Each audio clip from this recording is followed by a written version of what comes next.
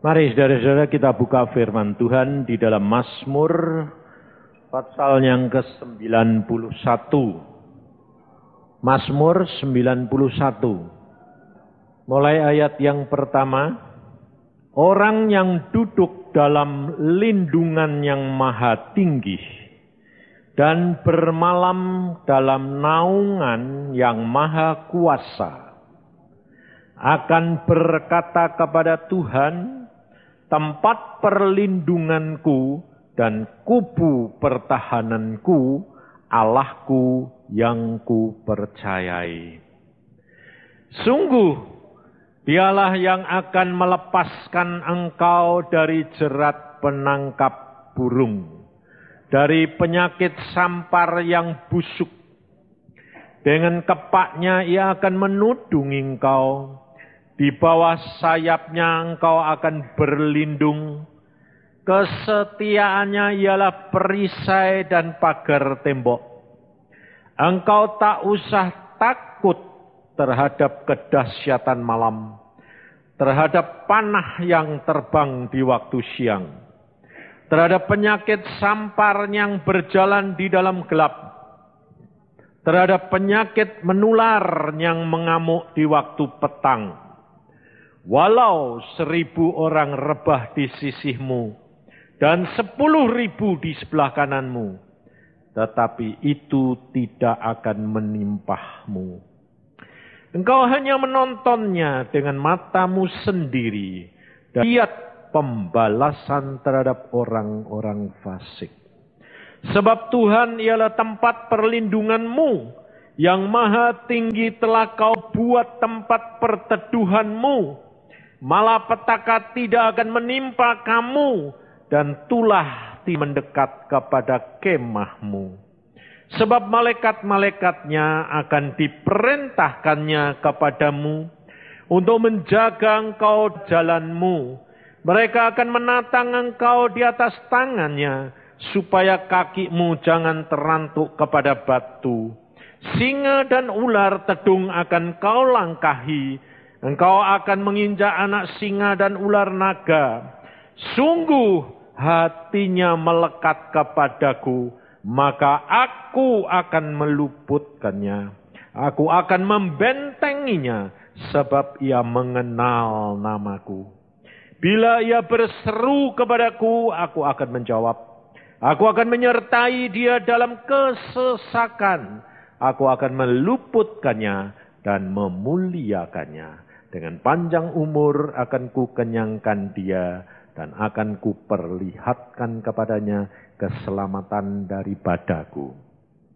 Saudara, kalau kita mendengar akan firman Tuhan hari ini, kita harus menyadari saudara bahwa kerap kali kita bertanya, apa yang diucapkan oleh firman Tuhan di dalam Mazmur 91 ini, kerap kali kita tidak mengalami.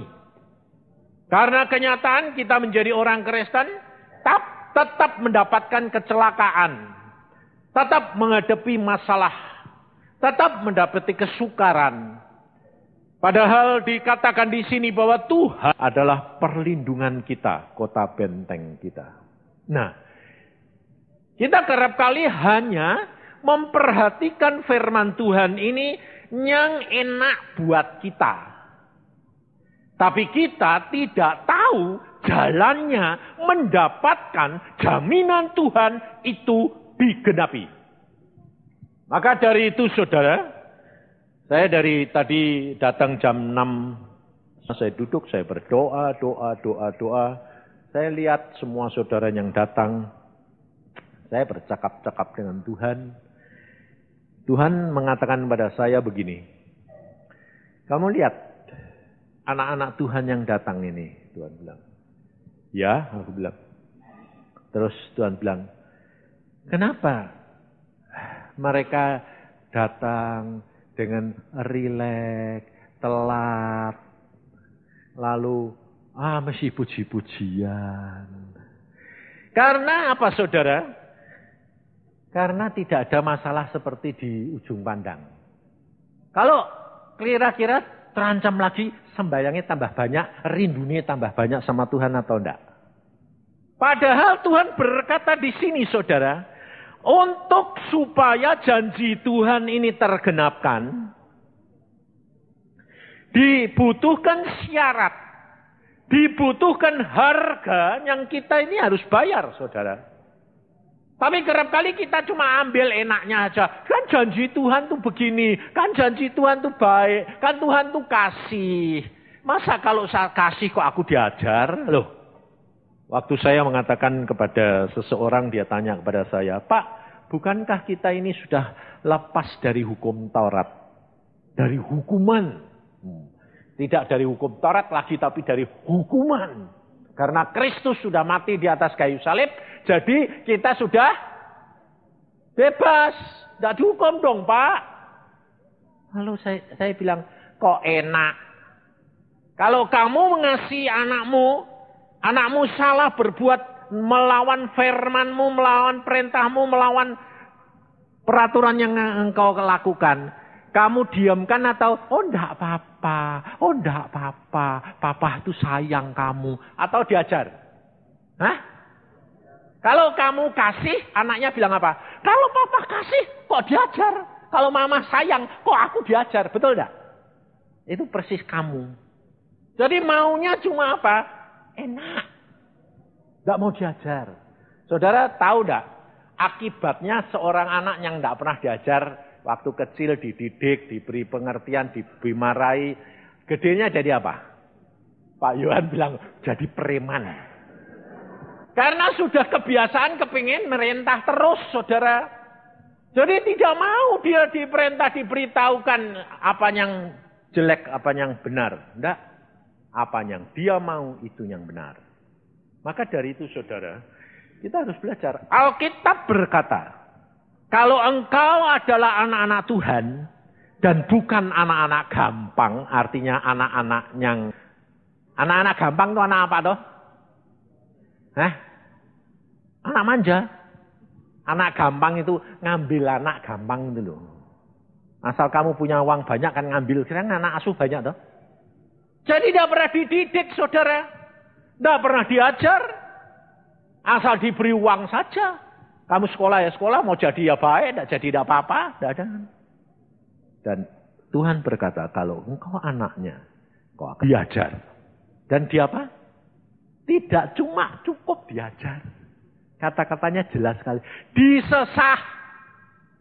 Kira-kira kalau disesah itu sakit tidak? Disesah, saudara. Dibiarkan sakit. Supaya kenapa kok dibiarkan sakit? Tidak lupa. Kalau saudara melanggar firman Tuhan cuma dikasih, balik jangan melanggar. Kira-kira lupa tidak? Sekali berbuat lagi tidak anakmu?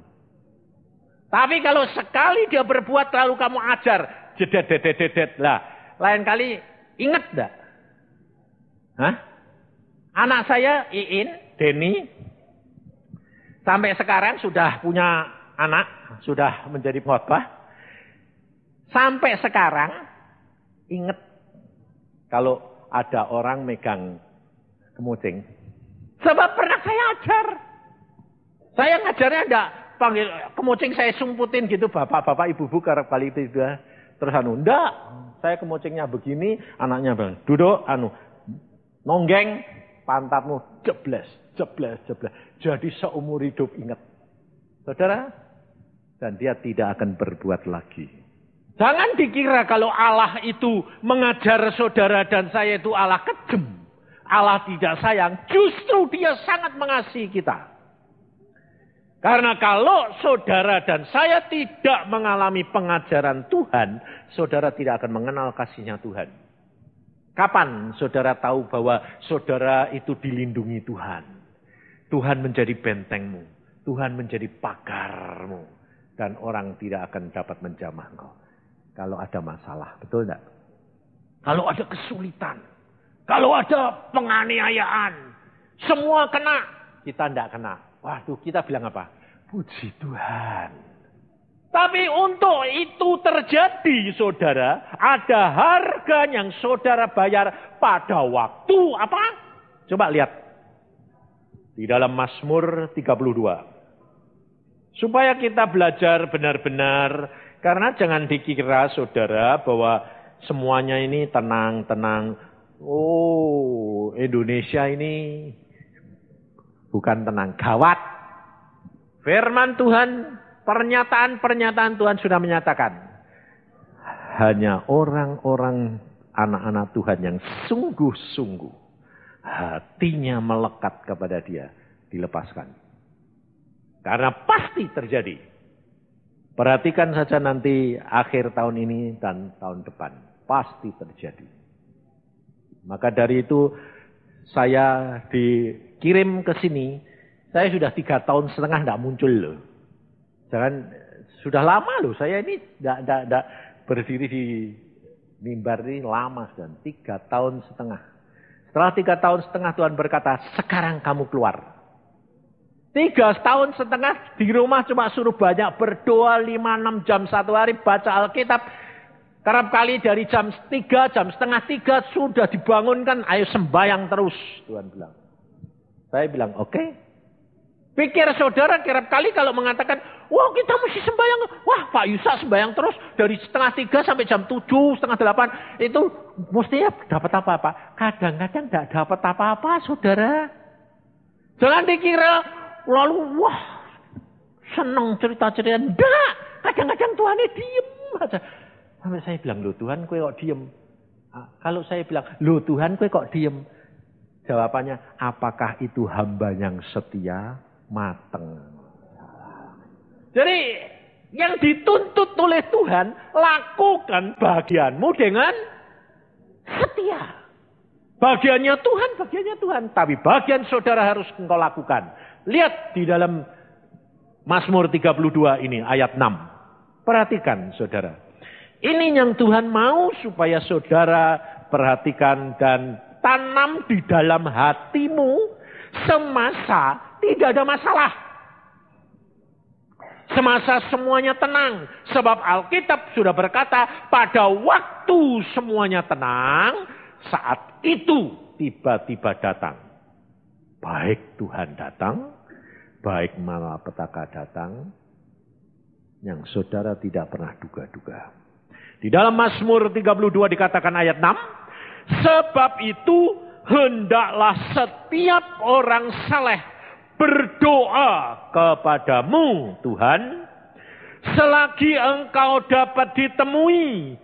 Sesungguhnya pada waktu banjir besar terjadi, itu tidak melandanya.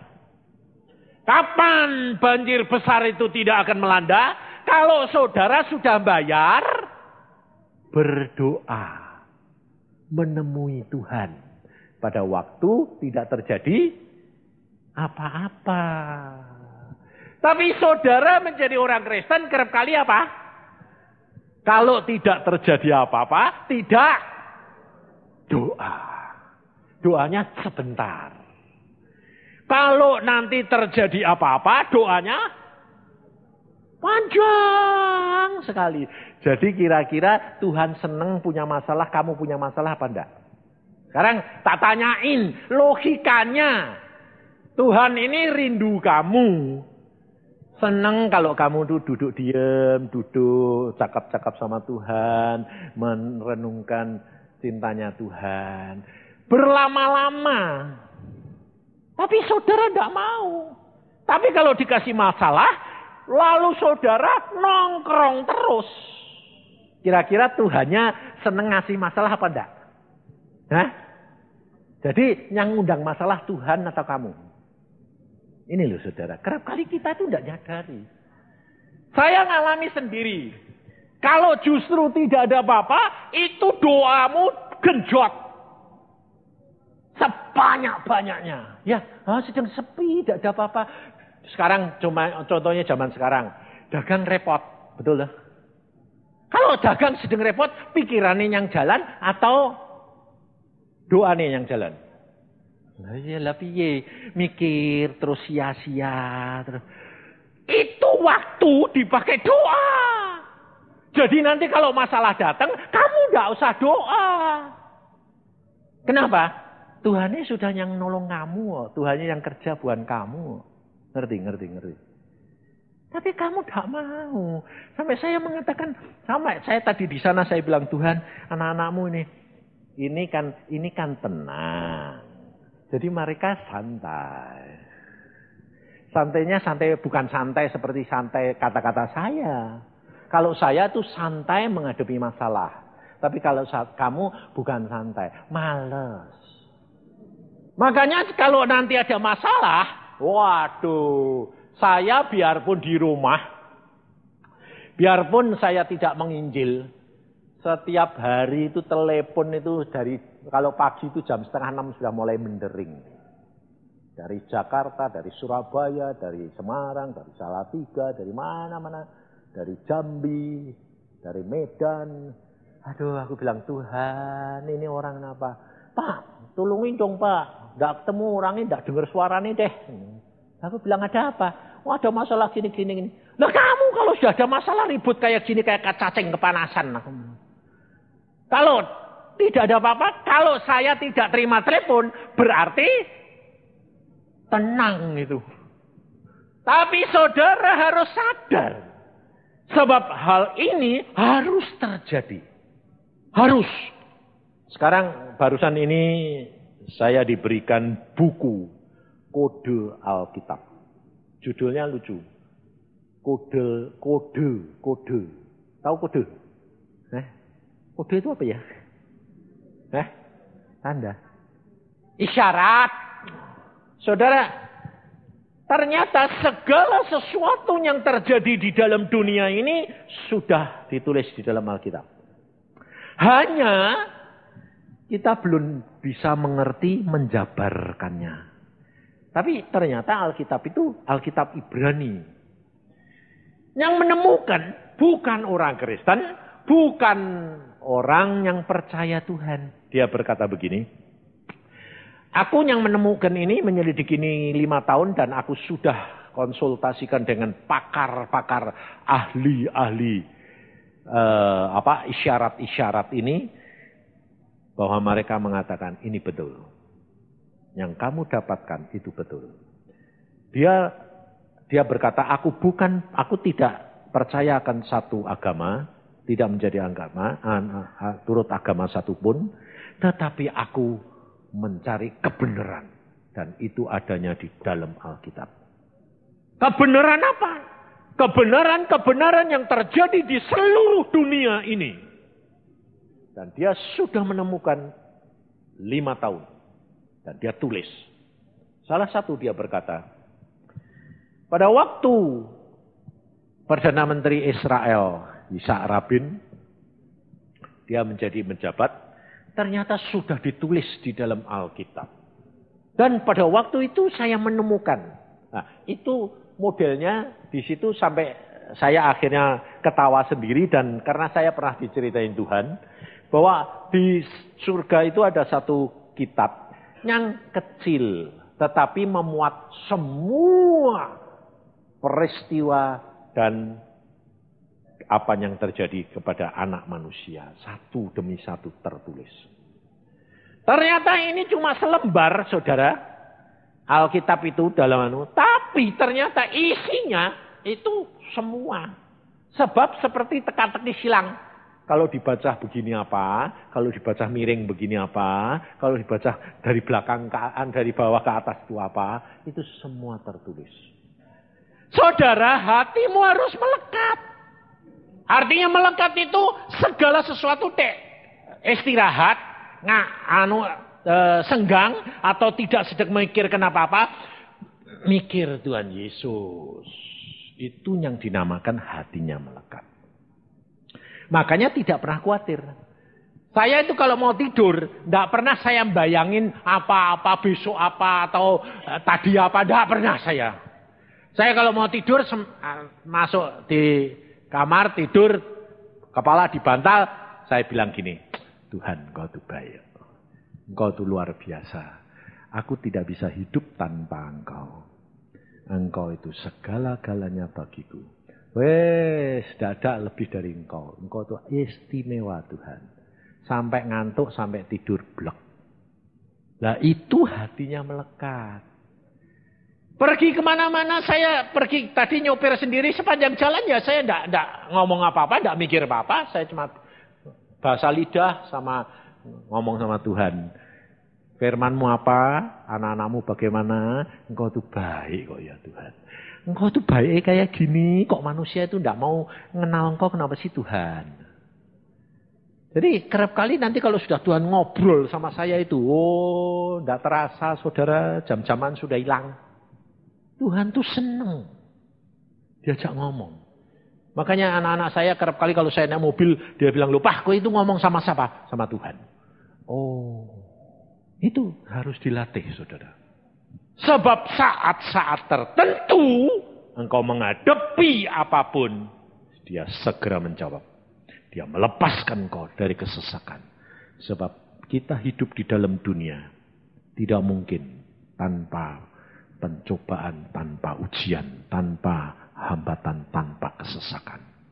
Ini hidup kekristenan. Harus kamu bayar sebelum banjir besar datang. Supaya apabila datang, engkau rileks, santai, tidak usah khawatir, tidak usah takut. Ada ribut kayak apa, kamu tenang. Sebab dia bentengmu, dia perlindunganmu. Hatimu jangan melekat sama benda, sama apa saja. Melekat hanya kepada dia. Dia ngatur segala-galanya sampai perkara yang terkecil. Pada waktu saya 3,5 tahun disuruh berhenti oleh Tuhan. Tuhan mengatakan, sekarang kamu tidak pergi penginjilan, kamu berhenti di rumah, berdoa 5-6 jam. Dan duduk diam di rumah. Ini sempat mikir sebentar. Saya bilang, loh Tuhan, yang memelihara saya keuangan bagaimana? 1 bulan tuh saya butuh minimal untuk ongkos, untuk pelayanan, untuk persekutuan, untuk miara persekutuan ini barang itu 5 juta loh Tuhan 1 bulan. Tuhan cuma ngomong gini, apakah aku kurang kuasa memelihara kamu? Oh enggak, aku percaya. Ya sudah, ya jalan. Dan saya tidak merasa saudara bahwa ini 3,5 tahun sudah selesai. Dan ternyata selama 3,5 tahun saya menikmati tidak pernah kekurangan. Bahkan berlimpah. Pada waktu saya menginjil dapatnya berapa, sekarang saya duduk diem dapatnya lebih dari nginjil. Jadi enak pergi-pergi atau enak diem di rumah? Hah? Orang lain berkata, loh Pak, tidak pergi-pergi. Pendeta-pendeta datang ke rumah saya. Dia bilang, loh Pak, tidak nginjil. Tidak. Nah terus, dia mau tanya sama saya, sungkan. Jadi ngomongnya gini, lah terus Pak. Loh terus apanya? Saya bilang, ya cuma sembahyang, baca Alkitab, berdoa, sama nungguin nyonya. Tidak itu Pak maksud saya. Lah apa? Kebutuhan rumah tangga. Oh, duit aku bilang itu. Sungkan aku minum. Nggak kurang. Loh, masa Pak? Loh, Bapak butuhnya berapa? 5 juta setiap bulan. Minimal. Nggak kurang. Bahkan lebih. Bagaimana caranya Pak? Nggak tahu. Bapak kan yang ngalami toh? Iya. Lah bagaimana caranya? Nggak tahu. Loh apa datang sendiri? Iya. Loh caranya datang dia. Orang telepon gini. Ini Pak Yusa. Ya. Kamu siapa? Saya si ini. Bapak tidak kenal saya ya tidak kenal Bapak. Loh lah kok kamu bisa telepon aku? Saya tanya-tanya. Ketemu anakmu. Namanya Iin. Sedang khotbah. Oh kamu anaknya Pak Yusa? Ya. Aku ini diperintah Tuhan. Perintah apa? Tante. Suruh berkati ngirim duit. Alamatnya bapakmu tuh mana? Oh ini loh teleponnya. Ya nanti tak teleponnya sendiri. Loh, saudara. Sampai hari ini pun tidak kenal. Ya tidak ketemu. Dan itu aneh-aneh. Aneh-aneh. Telepon. Pak, mau kirim. Kirim apa? Aku bilang, berkat buat kamu. Kamu siapa? Kamu tidak kenal saya. Lah kok tidak kenal Pak? Saya diperintah Tuhan Pak. Suruh ngasih berkat kamu. Loh kok aneh? Iya kalau saya tidak dengar sendiri itu tidak percaya Pak. Apalagi yang kemarin. Barusan kemarin. Saudara. Dia bilang gini. Pak Yuda, kenapa? Wah kamu ini kok disayang sama